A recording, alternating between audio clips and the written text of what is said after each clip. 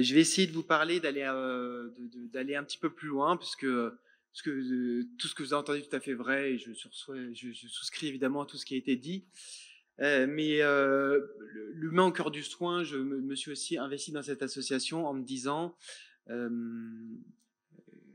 au-delà des critères, qu'est-ce qu'on peut faire dans le soin pour retrouver du sens dans notre pratique de soin.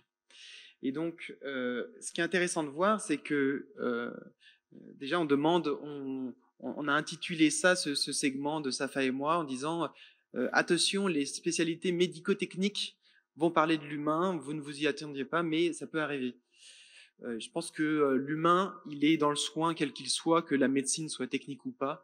Dès lors que deux personnes se rencontrent, se reconnaissent, se parlent, à ce moment-là, il y a de l'humain. Et ce qui est intéressant, c'est de voir que même au CNGE, enfin voilà, donc le Collège national des enseignants, etc., encore en décembre 2021, dans leur congrès, après un demi-siècle d'éthique médicale, on a dit qu'à partir des années 70-80, on commence à conceptualiser le soin, la relation soignante, le colloque singulier, soi-même comme un autre, etc. Que ce soit Ricoeur, Lévinas, même Jean Bernard en hématologie, qui a eu beaucoup de contributions dans le domaine. On voit qu'ils exposaient une diapositive montrant qu'il y aurait la moitié des spécialités orientées techniques vers la gauche, la moitié des spécialités orientées personnes vers la droite. Comme si la moitié des soignants pouvaient se permettre de mettre la technique devant l'humain. Ce que je pense est tout à fait faux. Et vous voyez, l'hématologie on avait cette idée enfin, Claire, tu dis c'est une spécialité très technique, mais en fait, selon eux, c'est dans les spécialités orientées personnes. Donc, comme quoi, on n'est pas toujours d'accord. On a dit l'humain au cœur du soin et pas forcément mettre de l'humain au cœur du soin ou remettre de l'humain au cœur du soin, parce qu'en effet, l'humain, il est là, il est présent dès lors que deux personnes se parlent. Et donc, pourquoi on en arrive là aujourd'hui? C'est parce qu'on pense que malgré cette simple évidence d'une rencontre qui arrive à tous les soignants, on a l'impression que parfois dans le soin, on peut manquer d'humain. Donc l'humanisme, il est né avec l'humanité, hein, mais évidemment, la conception qu'on a de l'humanisme a bien changé. À la Renaissance, aux Lumières, on a mis l'homme au centre de tout, voire au détriment de la nature. Aujourd'hui, les choses ont bien changé. L'humanisme se pense en interaction avec les êtres non humains, avec l'environnement, etc. Et donc je pense qu'il est très important aujourd'hui de se dire quel humanisme on est capable de penser au XXIe siècle, après cette technicisation de la médecine, après ces multiplications de contraintes, que ce soit budgétaires, structurelles, etc. etc. Et donc, de mon point de vue, je pense que voilà, on peut parler de crise parce que l'humanisme, parfois on ne le sent plus ou parfois on ne le pense plus. On ne le sent plus parce qu'il y a des contraintes. Voilà, on en entend parler tous les jours, je pense qu'en ce moment surtout, ça c'est quelque chose qui est très palpable. Et ensuite, parfois on ne le pense plus. Et ça peut être lié à plein de choses, mais c'est pas parce que c'est pas palpable qu'il faut pas le penser, c'est pas parce que c'est pas palpable qu'il faut pas essayer de l'influencer. Et donc, d'une part, en effet, les soignants, on parlait avant d'une vocation, voire d'un sacerdoce dans la médecine, dans le soin, etc. Aujourd'hui, je pense que vous interrogez des jeunes en formation, la notion de sacerdoce, on la met à la poubelle assez rapidement. Même on revendique le fait qu'aujourd'hui, soigner n'est plus un sacerdoce, qu'on veut notre juste rétribution, etc. Donc, la notion de penser une vocation soignante, alors que le soin est l'exercice même de notre humanité. Donc, on pourrait penser que c'est quelque chose qui est assez fort comme vocation. Aujourd'hui, même ça, c'est questionné. Ensuite, voilà, la philosophie du soin, c'est le même sujet. Est-ce que ça se dissout? Est-ce qu'on ne pense plus assez le soin? Et donc, ça a été répété 2 fois. Et donc, ça, c'est de l'ordre de l'impalpable. Pour faire de manière très, très, très schématique, j'ai volontairement mis un cercle au milieu qui serait un peu la personne, le soignant, face à son environnement soignant et face à ses patients. Et donc, on voit qu'autour de lui, il y a plein de choses qui peuvent l'influencer, liées au manque de temps, à des problèmes de formation, manque de financement de projet, manque de rémunération personnelle, des problèmes liés avec la hiérarchie, les processus décisionnels, le fait qu'on soit évalué sur les articles. Donc à partir de là, tout ça, ça biaise énormément de choses. Hein. L'évaluation des médecins et l'évaluation de la recherche, c'est évidemment deux choses fondamentales qu'il est importantissime de penser et qu'il il faut pas juste dire bah, c'est les dirigeants qui décident comment ils nous évaluent, donc on leur laisse faire. Non, il est très important que les praticiens eux-mêmes s'emparent de ce sujet pour justement donner du sens à cette évaluation et faire qu'on abonde dans ce système qu'on croit du coup plus juste. Donc voilà, d'autres choses, la quantité de lits, la quantité de patients, le fait qu'on puisse être en compétition les uns avec les autres, les notions de justice et d'efficacité du système de soins. Donc tous ces facteurs-là peuvent évidemment impacter le mental et l'engagement du soignant.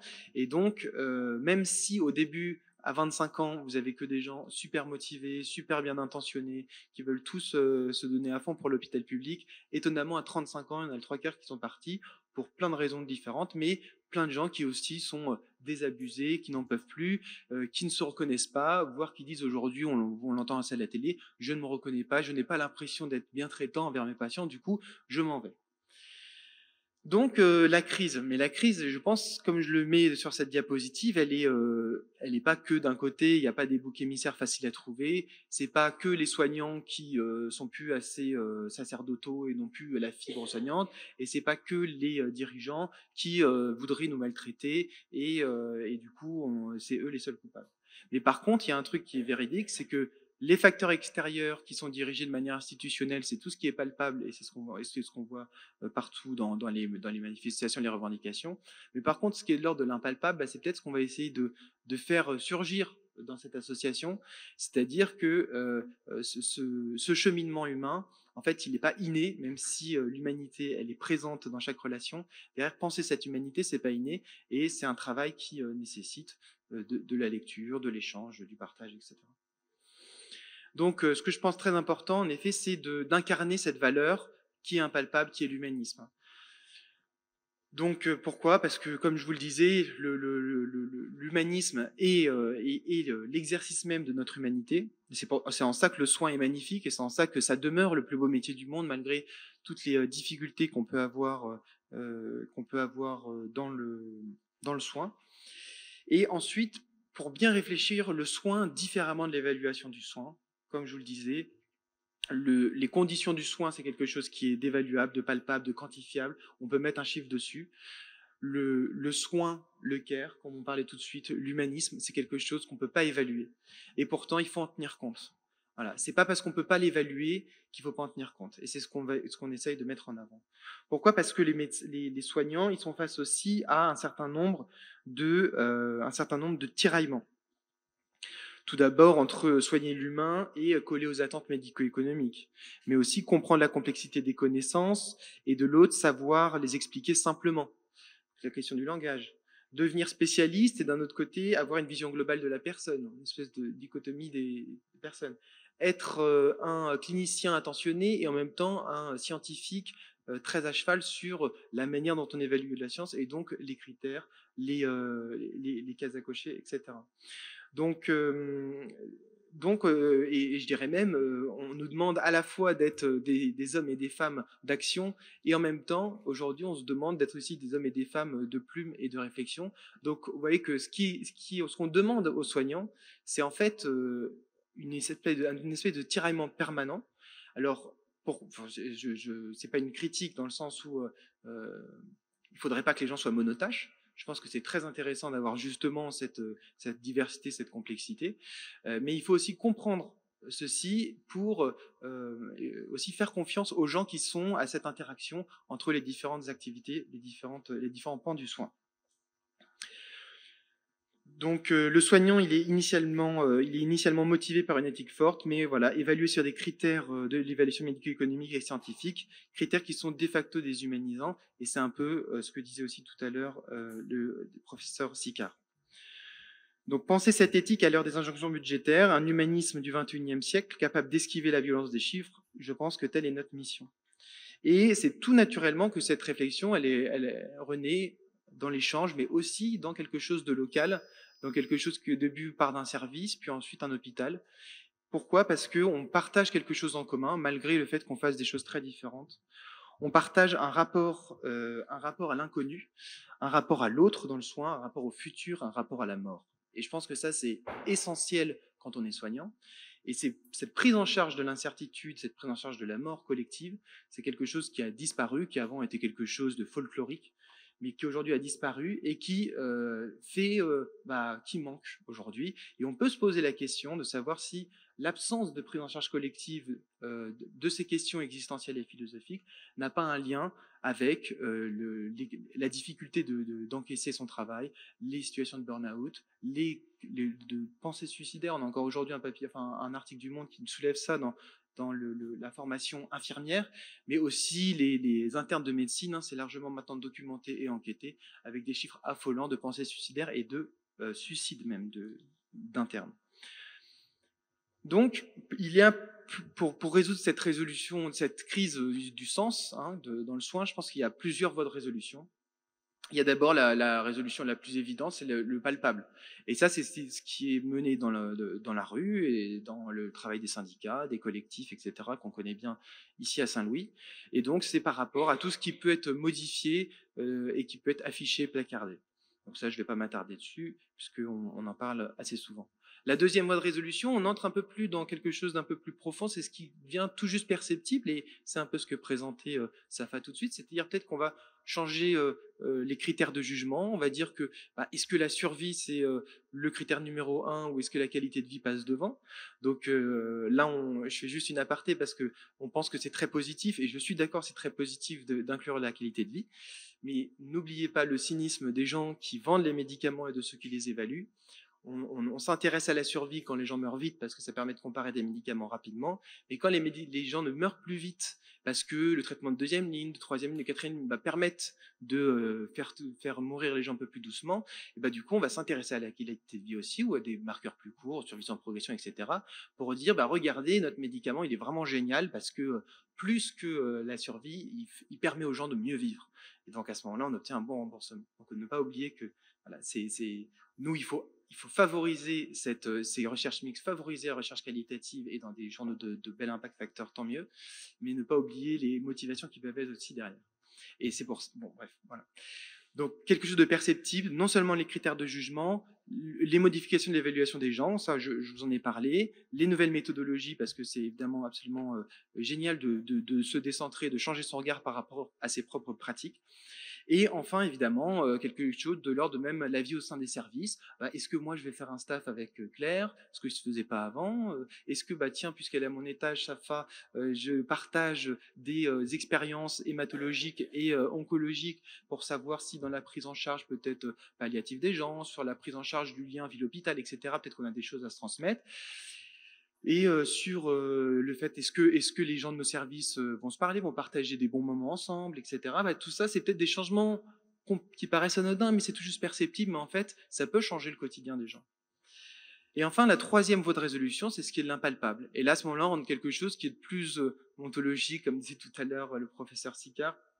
Je vais lâcher un peu mes notes parce que ça c'est plus de l'impalpable, et donc c'est par rapport à l'engagement et à l'engagement de chacun, à la conviction de bien agir, mais l'éthique soignante, le fait qu'on fasse quelque chose en commun, qu'on parle d'intelligence collective, voilà. Et penser que même si ça c'est pas quantifiable en fait, hein. On aura, même si l'intelligence artificielle proposera des scores de différents QI pour faire une intelligence encore plus collective ou je ne sais quoi, je pense que ce qui se passe, comme disait Renaud en début d'après-midi, la haute fiabilité, c'est finalement le caractère d'adaptation très vite à un tas de situations, et le fait qu'on soit capable de refaire face à tout un tas de situations variables, et que du coup, puisqu'on a cette expérience et qu'on a ce partage en commun, à ce moment-là, on a quelque chose de très fiable, puisqu'on a confiance dans les gens, et que les patients aussi ont confiance en nous, et ils se disent qu'on n'est pas justement en train de coller à des attentes absolument chiffrées, absolument protocolisées, etc. Et donc les moteurs de cet impalpable, c'est évidemment des valeurs intérieures, donc l'humanisme, et qui peut regrouper beaucoup de choses. Alors j'ai volontairement mis scientisme et existentialisme dans le moteur parce qu'on opposerait initialement voilà, le scientisme qui serait sur le BM standard, et je dis ça parce que moi je fais de la recherche en épidémiologie clinique, hein, donc les statistiques j'en fais toute la journée. Et d'un autre côté, l'existentialiste qui dirait, bah voilà, ce qui compte, c'est juste le ressenti, la manière dont je suis. Ben, je pense que même rationnellement aujourd'hui, on a assez d'arguments, à la fois philosophiques, mais tout à fait aussi basés sur les travaux de recherche, de dire que l'alliance de la science et de l'existentiel est tout à fait un avantage pour le soin et pour les patients. Pourtant, il y a encore un peu moins d'un siècle, Jean-Paul Sartre nous disait, on n'a aucune morale à avoir, on n'a pas je recolle au soin, ce serait comme si il y a pas d'éthique soignante attitrée, il n'y aurait pas de morale à suivre type kantienne. D'accord, tout à fait d'accord. Et donc la question c'est de savoir, mais du coup, qu'est-ce qui nous guiderait, nous, en tant que corps soignant, s'il n'y a rien qui nous réunit? Et je pense que même dans la relation soignante, en fait, il y a quelque chose qui nous réunit. Pourquoi? Parce que d'abord, la science, c'est pas un langage froid. Je fais appel à Carlotto Appel, qui est un philosophe de la moitié du XXe siècle, qui nous disait déjà que, en fait, pour faire science, on a besoin, bon, la science, c'est la connaissance certifiée, hein, donc c'est la connaissance revue par les pairs, et puisque les gens sont d'accord pour se dire que c'est fiable, on se dit que du coup, c'est un savoir scientifique. Et bien, pour avoir cette communication entre les gens, il va falloir qu'on ait le même langage, qu'on ait les mêmes bases fondamentales, les mêmes raisonnements, les mêmes paradigmes, et donc à ce moment-là, on va être capable d'avancer ensemble. Donc ça implique que même dans la science, qui est le truc le plus froid et bétonné, en fait, même là, il y a quelque chose d'une norme éthique qui est sous-jacente à tout ça. Aujourd'hui, c'est la question de l'intégrité scientifique qui a été levée par Mathilde tout à l'heure. En effet, bon, je ne vais pas m'attarder dessus, mais c'est toute cette question de savoir qu'est-ce qu'en tant que scientifique, est-ce que moi je me bats pour être brillant sur mon nombre de papiers, ou est-ce que je me bats pour produire quelque chose de fiable qui sera réutilisé dans le temps? Et donc sur quoi je me repose, etc. etc. Et donc ça, c'est un champ qui, fort heureusement, se développe aujourd'hui. Mais donc c'est pareil aussi dans le soin. Et avec les patients, il y a cette question que déjà dans le langage, la médiation, vous voyez, parce que pas avoir la notion des connaissances biologie moléculaire, etc., peut ensuite l'expliquer au patient, comme expliquer un protocole. Ben, en fait, il y a des manières de le faire. Et dire la vérité telle qu'elle est écrite sur la notice de médicament, c'est peut-être pas la bonne manière de faire. Par contre, le dire de manière adaptée au patient, parce que je le ressens, parce que j'ai cette expérience, et ben déjà, c'est une grande preuve d'humanisme. Deuxièmement, le langage lui-même génère la raison pratique. On n'a pas une raison qui nous sera imposée qui dit il faut qu'on pense comme ça. Non, parce qu'on échange, parce qu'on communique, parce qu'il y a une intercompréhension entre nous, à ce moment-là, cette résonance qu'on a entre nous, comme des instruments de musique qui joueraient ensemble, mais en consultation, il faut prendre son temps.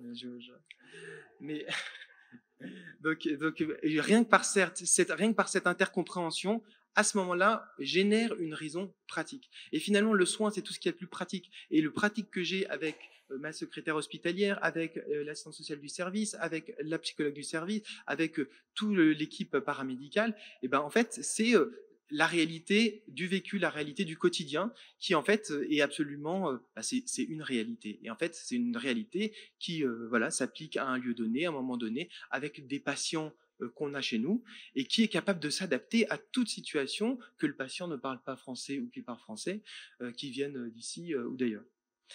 Et donc, même là, on voit que cette raison, elle se génère. Pourquoi? Parce que rien que le fait de parler et d'être d'accord, on génère une espèce de norme. Et donc ça, c'est valable avec tout, c'est valable avec les patients, mais c'est valable aussi avec les confrères et les consoeurs. Parfois, il fut un moment, on a cru qu'il fallait tellement qu'on fasse la course pour être les meilleurs, qu'on pouvait peut-être pas trop moins parler avec les gens du reste de l'hôpital. Par exemple, le lien avec la passe, mais par exemple les liens avec la réanimation, avec la chirurgie. J'ai toujours cette anecdote d'un greffeur qui me disait de Reims, donc c'est pour ça que ça n'a rien à voir avec les matos et rien à voir avec Saint-Louis, donc il n'y a pas de sous-entendu quelconque, mais il disait, il fut un temps, tel grand professeur de néphrologie venait voir une fois de temps en temps au bloc, parce que, et en fait, le temps qu'on passait, rien qu'à échanger, même si lui, il apprenait de manière tout à fait marginale, il y a beaucoup de choses qu'il savait déjà, il n'en avait peut-être pas besoin dans sa pratique quotidienne, mais en fait, ce savoir-là, de savoir comment les autres travaillaient quand ils travaillaient avec lui, et le partage qu'ils avaient ensemble générait en fait aussi un bien-être et une bonne entente, et fait que du sens qui s'ancre vraiment dans le collectif à l'hôpital, mais aussi en ville. Et donc ensuite, la question de l'humanisme, mais oui, mais c'est pas juste, on parle entre nous. Il suffirait pas juste de parler entre nous, c'est de dire, oui, mais c'est mon engagement. Et on dit, c'est pour ça qu'on parle de vocation, et on dit, je m'engage vers quelque chose qui est presque pour une valeur universelle du soin. C'est ce que Hans Jonas nous dit. Il dit même, je m'engage même pour le futur. Ce que je fais aujourd'hui, c'est-à-dire que nous, ce qu'on fait là aujourd'hui, est-ce que demain on en aura un intérêt direct sur nos vies? Peut-être pas, mais peut-être que dans 20 ans, on se dira, ah, on a bien fait il y a 20 ans de le faire, parce que c'était pour les générations futures. Et donc cette notion d'humanisme, elle intègre le fait d'un don sans retour. Mais pour que, évidemment, on y trouve notre compte, il faut évidemment que ce retour, il ait lieu par le collectif et la communauté. Pourquoi? Parce qu'en effet, cet humanisme, c'est pas parce qu'on est parfait, qu'on est bien, qu'on pense que les choses sont géniales et qu'on s'engage pour les gens, qu'on n'est pas sensible à toutes les injonctions contradictoires, on n'est pas sensible aux contraintes, et voilà, on peut souffrir en étant humaniste. Mais l'humanisme se vit encore mieux quand on s'ancre dans le collectif. Donc, pourquoi on en est à une destruction du collectif, à une atténuation du collectif? Ça vient évidemment d'un paradigme qui a maintenant des dizaines et des dizaines d'années, d'une démarche de normalisation en vue d'une démarche qualité. Tout ça évidemment dans le but d'homogénéiser, d'harmoniser les pratiques, mais évidemment qui va vers une sorte de désubjectivisation de la médecine.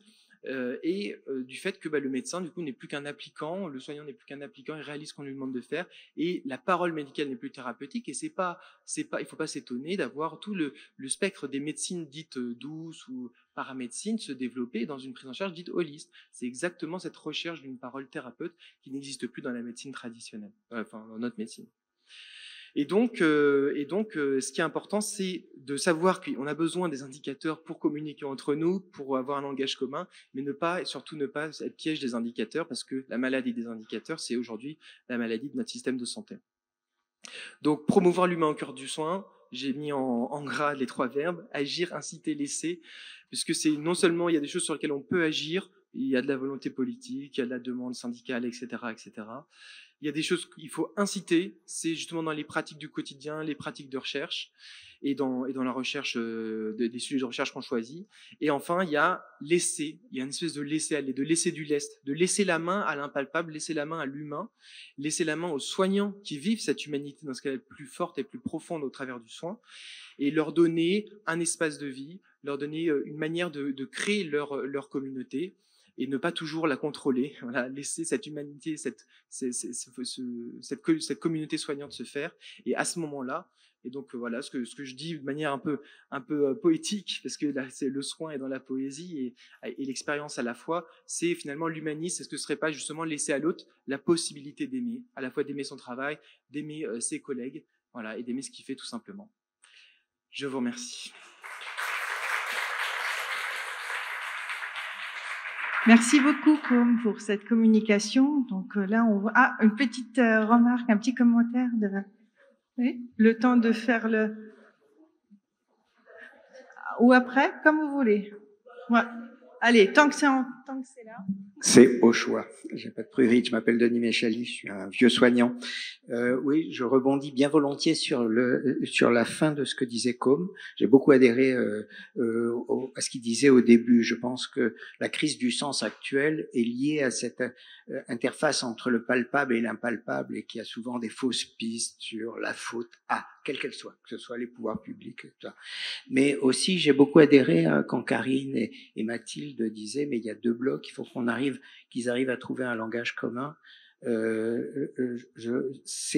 Alors pour aller vite, je pense que ce langage commun, il peut passer, ça n'est qu'un outil, et il est valable notamment pour moi, mais je crois pour un certain nombre d'autres.